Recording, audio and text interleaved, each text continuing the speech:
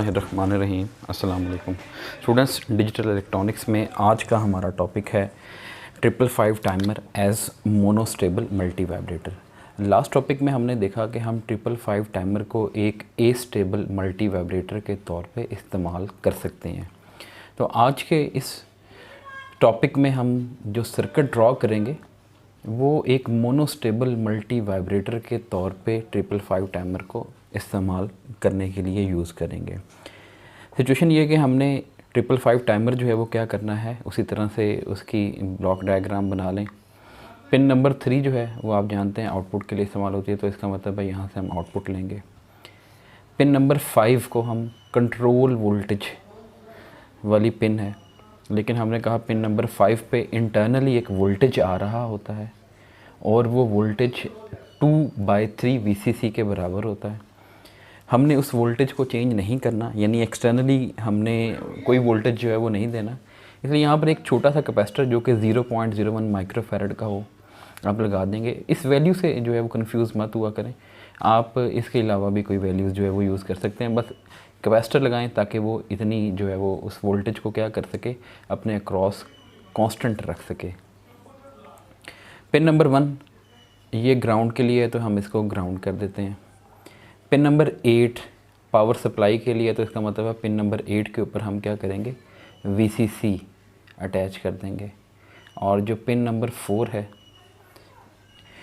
ये रीसेट की पिन है, लेकिन हम इसको इनएक्टिव करेंगे क्योंकि पिन नंबर 4 के थ्रू हमने इसको रीसेट नहीं करना, तो हम इसको इनएक्टिव कर रहे हैं। और इनएक्टिव करने का मतलब है कि एक्चुअली में हम इसको पावर सप्लाई के साथ कनेक्ट कर देते हैं, क्योंकि जब आप इसको लो करेंगे तो उस वक्त जो आउटपुट होगी वो क्या हो जाएगी, 0 हो जाएगी। तो इसलिए हम उसको इनएक्टिव कर रहे हैं, उसको हाई कर देते हैं। नेक्स्ट अब हमारे पास जो है वो 3 पिन रहती हैं। पिन नंबर 7 जो कि डिस्चार्ज की पिन है, पिन नंबर 6 जो थ्रेशोल्ड पिन है, और पिन नंबर 2 जो कि ट्रिगर की पिन है। हमने सबसे पहले काम ये करना है कि पिन नंबर 6 और 7 को कनेक्ट करें और इनके दरमियान एक रजिस्टर जो है वो अटैच कर दें। ठीक है, ये एक रजिस्टर R जिसका एक टर्मिनल पावर सप्लाई या पिन नंबर 8 के साथ कनेक्टेड है, और जो दूसरा टर्मिनल है वो कनेक्टेड है पिन नंबर 7 और 6 जहाँ पर आपने कनेक्ट किए हैं उसके साथ। और बिल्कुल इसके साथ सीरीज़ में हम क्या करेंगे, एक कैपेसिटर अटैच कर देंगे और उस कैपेसिटर का दूसरा टर्मिनल ग्राउंड कर देंगे, तो ये रजिस्टर और कैपेसिटर जुड़ गया। अब ये पिन नंबर 2 का क्या काम है। पिन नंबर 2 को हमने फ़िलहाल जो है वो क्या करना है, खाली रखना है। खाली इसलिए रखना है कि हमने यहाँ पर ट्रिगर अप्लाई करना है।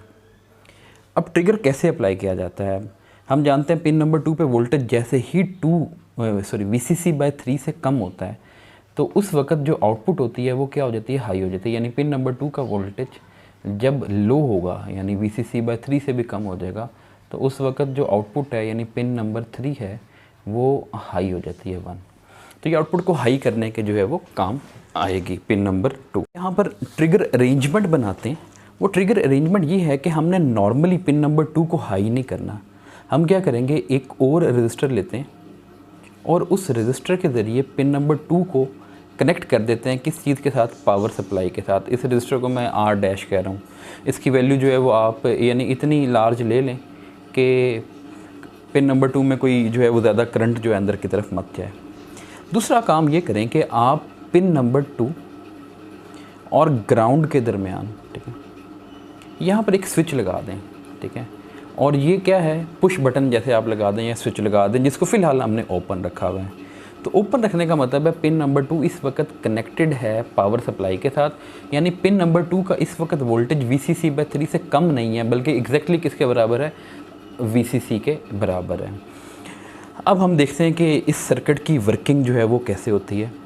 मैं यहाँ पर जो है वो ड्रॉ कर रहा हूँ कैपेसिटर का वोल्टेज, और साथ ही मैं यहाँ पर जो है वो ड्रॉ करूँगा आउटपुट टर्मिनल का वोल्टेज। अब ये कैपेसिटर का वोल्टेज है जिसको मैं VC कह देता हूँ, और आउटपुट टर्मिनल का वोल्टेज जिसको V एट पिन नंबर 3 हम कह देते हैं। होगा ये कि जैसे ही आप इस सर्किट को ऑन करेंगे उस वक्त इस पावर सप्लाई में से करंट इस कैपेसिटर को चार्ज करेगा। इसका मतलब है कैपेसिटर ग्रेजुअली क्या होना शुरू हो जाएगा, चार्ज होना शुरू हो जाएगा। जब कैपेसिटर यूँ चार्ज हो रहा है तो कैपेसिटर का वोल्टेज किसके साथ कनेक्टेड है, पिन नंबर 7 और पिन नंबर 6 के साथ कनेक्टेड है। और इस वक्त जो पिन नंबर 6 का वोल्टेज है, जैसे ही ये पिन नंबर 6 का वोल्टेज 2 VCC/3 वाले लेवल पे पहुंचेगा, यानी ग्रेजुअली चार्ज होता होता इस लेवल पे, और इस लेवल को हम कंसिडर कर लेते हैं ये है 2 VCC/3। तो जैसे ही 2/3 ऑफ VCC पे ये पहुंचता है, तो हमने देखा था कि जैसे ही पिन नंबर 6 का वोल्टेज 2 VCC/3 से बढ़ने की कोशिश करता है, उस वक्त आउटपुट जो है वो क्या हो जाती है, ज़ीरो हो जाती है। तो इसका मतलब है इस वक्त इस इंस्टेंट पे आउटपुट फ़ौरन क्या हो जाएगी, ज़ीरो हो जाएगी। इससे पहले आउटपुट क्या थी उसका हमें कोई आइडिया नहीं है, ज़ीरो भी हो सकती है, 1 भी हो सकती है। इस तरह की स्टेट को ट्रांजिएंट स्टेट कहा जाता है, यानी इस वक्त सर्किट अभी प्रॉपर वर्किंग में नहीं आया, तो इसलिए इसको जो है वो डोंट केयर के सिंबल से, यानी हाई भी हो सकती है, लो भी हो सकती है, शेड कर दिया जाता है। लेकिन जब वो 2 VCC/3 पे पहुंचेगा तो इस वक्त कंफर्म आउटपुट जो है वो क्या हो जाएगी, लो हो जाएगी। इसका मतलब है अब ये आउटपुट क्या हो चुकी है, ज़ीरो। जैसे ही आउटपुट ज़ीरो होती है, हम जानते हैं कि आउटपुट जैसे ही ज़ीरो होती है, पिन नंबर 7 के अंदर लगा हुआ जो ट्रांजिस्टर है वो सैचुरेशन में चला जाता है। जब वो सैचुरेशन में जाएगा तो इसका मतलब है कि आउटपुट जो है वो क्या हो जाएगी, अब ये जो ये जो कैपेसिटर है ये डिस्चार्ज होना शुरू हो जाएगा, यानी अब इसमें से करंट निकलेगा और पिन नंबर 7 के अंदर की जानिब ट्रांजिस्टर से होता हुआ ग्राउंड हो जाएगा, तो कैपेसिटर डिस्चार्ज हो जाएगा। अब देखें, पिन नंबर 7 और कैपेसिटर के दरमियान कोई रुकावट नहीं है, ये कैपेसिटर डायरेक्टली पिन नंबर 7 के साथ कनेक्टेड है। अब जो टाइम कांस्टेंट होता है, टाइम कांस्टेंट होता है रजिस्टर मल्टीप्लाइड बाय कैपेसिटर। अब यहाँ पर कैपेसिटर और पिन नंबर 7 के दरमियान रेजिस्टेंस है ही नहीं, ज़ीरो है, तो इसका मतलब है टाइम कांस्टेंट भी किसके बराबर है, ज़ीरो है। कैपेसिटर एट वंस डिस्चार्ज हो जाएगा। जैसे ही कैपेसिटर एट वंस डिस्चार्ज होगा तो कैपेसिटर का वोल्टेज भी क्या हो जाएगा, ज़ीरो हो जाएगा। अब आउटपुट भी ज़ीरो है और कैपेसिटर का वोल्टेज भी क्या है, ज़ीरो है। और ये जो स्टेट है, एक्चुअली में इस स्टेट को हमने क्या कहना है, ये इस मल्टी वाइब्रेटर की स्टेबल स्टेट है। तो इसका मतलब है कि अगर आपने यहाँ पर एक आउटपुट पे LED लगाई होगी तो वो LED ऑफ होगी, ठीक है, और यही हमारी जो है वो स्टेबल स्टेट है। अब मोनोस्टेबल का मतलब होता है एक स्टेट स्टेबल, तो वो स्टेबल स्टेट आपको पता चल गई कि इसका मतलब है कि आउटपुट लो है, यही हमारी स्टेबल स्टेट का नाम है।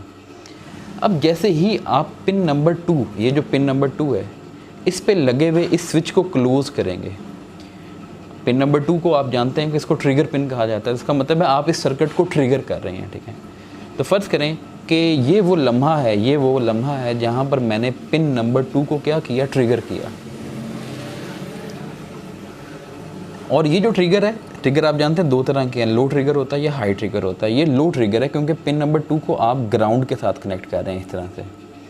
तो जैसे ही पिन नंबर 2 का वोल्टेज VCC/3 से कम होता है तो उस वक्त आउटपुट 1 हो जाती है। तो इसका मतलब है जिस लम्हे पे आप ट्रिगर करेंगे ना, यानी इस लम्हे पे अगर मैंने ट्रिगर किया है तो फ़ौरन हमारी स्टेट स्टेबल से निकलेगी और कौन सी स्टेट में चली जाएगी, अनस्टेबल स्टेट में। इसका मतलब है फ़ौरन आउटपुट हाई हो जाएगी, 0 से कहाँ होगी, 1। और जैसे ही आउटपुट 1 होती है उस वक्त कैपेसिटर डिस्चार्ज नहीं होता, यानी अब डिस्चार्ज पिन के अंदर लगा हुआ ट्रांजिस्टर ऑफ हो गया। अब ये करंट का रास्ता बंद हो गया, दोबारा से पावर सप्लाई से करंट निकलेगा और कैपेसिटर को चार्ज करना शुरू कर देगा। इसका मतलब है कैपेसिटर दोबारा से क्या होना शुरू हो जाएगा, चार्ज। लेकिन दोबारा से वही कहानी रिपीट होगी कि चार्ज होता होता जैसे ही वो 2 VCC/3 वाले लेवल पे पहुंचा, तो जैसे ही पिन नंबर 6 का वोल्टेज 2 VCC/3 से बढ़ने की कोशिश करेगा, आउटपुट दोबारा से 0 हो जाएगी। तो इसका मतलब है कैपेसिटर चार्ज होगा और 2 VCC पे जैसे ही पहुंचेगा आउटपुट 0 हुई, और आउटपुट जैसे ही 0 हुई तो जैसे यहाँ पर हुआ था, कैपेसिटर एट वंस डिस्चार्ज हुआ, कैपेसिटर एट वंस डिस्चार्ज हो गया। इसका मतलब है स्टेबल स्टेट से अनस्टेबल स्टेट में गया, लेकिन किस वजह से गया, ट्रिगर की वजह से।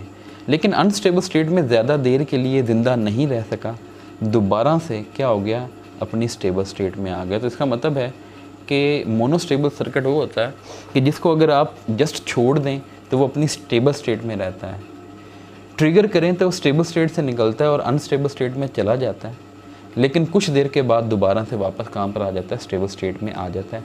अब कितनी देर के लिए वो अनस्टेबल स्टेट में रहता है, यहाँ से लेके यहाँ तक, उतनी देर के लिए आउटपुट हाई है। इसको कहा जाता है पल्स विड्थ, TW, यानी ये फ़र्ज़ करें ये वो टाइम है जिसमें आउटपुट बनना है। तो इसका मतलब ये हुआ कि जैसे ही मैं ट्रिगर दूंगा तो उस वक्त ये आउटपुट पे लगी हुई LED ऑन हो जाएगी, क्योंकि आउटपुट हाई है इस वक्त। लेकिन ऑन होने के कुछ देर के बाद दोबारा से वो क्या हो जाएगी, ऑफ हो जाएगी। अब कितनी देर के बाद उसने क्या होना है, ऑफ होना है, वो डिपेंड करता है कि कैपेसिटर 0 से 2 VCC/3 तक पहुंचने में कितना टाइम लेता है।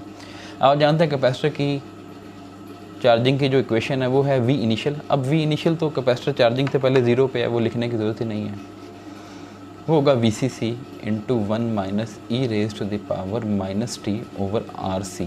अब ये चार्जिंग इक्वेशन है। जब भी कैपेसिटर इनिशियली अनचार्ज हो तो चार्जिंग के लिए ये वाली इक्वेशन इस्तेमाल करें। कैपेसिटर ने चार्ज होते होते किस लेवल पे पहुंचना है, इसने पहुंचना है 2 VCC/3 पे, is equal to VCC 1 - T की जगह अब मैं क्या पुट करूँगा, TW, क्योंकि जब सब कैपेसिटर चार्ज हो रहा है आउटपुट हाई है और वो जो चार्जिंग की ड्यूरेशन है उस टाइम को आपने TW से ज़ाहिर किया है, डिवाइडेड बाय RC, क्योंकि कैपेसिटर चार्ज हो रहा है R और C ये हमारी प्रोडक्ट है, ये कैंसिल हो गया। लेफ़्ट साइड पे बचा 2/3, राइट साइड पे बचा 1 - दिस।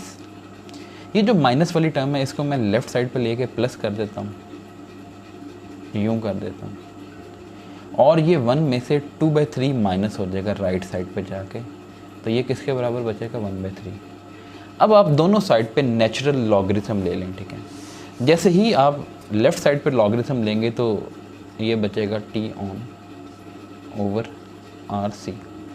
1/3 का जो नेचुरल लॉगरिथम होता है वो होता है -1.1, माइनस माइनस साइन से कैंसिल हो जाएगा, तो यहाँ से TW है ये, यहाँ से ये जो TW की वैल्यू है वो किसके बराबर आ जाएगी, 1.1 × RC। फ़र्ज़ करें आप ये जो रजिस्टर लगाते हैं ये आप लगा देते हैं 1 मेगा ओम का, और ये जो कैपेसिटर लगा देते हैं ये आप लगा देते हैं 10 माइक्रोफैरड का। अब आप TW की वैल्यू निकालें, 1.1, 1 मेगा मीन्स 10⁻⁶, और 10 माइक्रो मीन्स 10⁻⁻⁶, ये कैंसिल हो गए।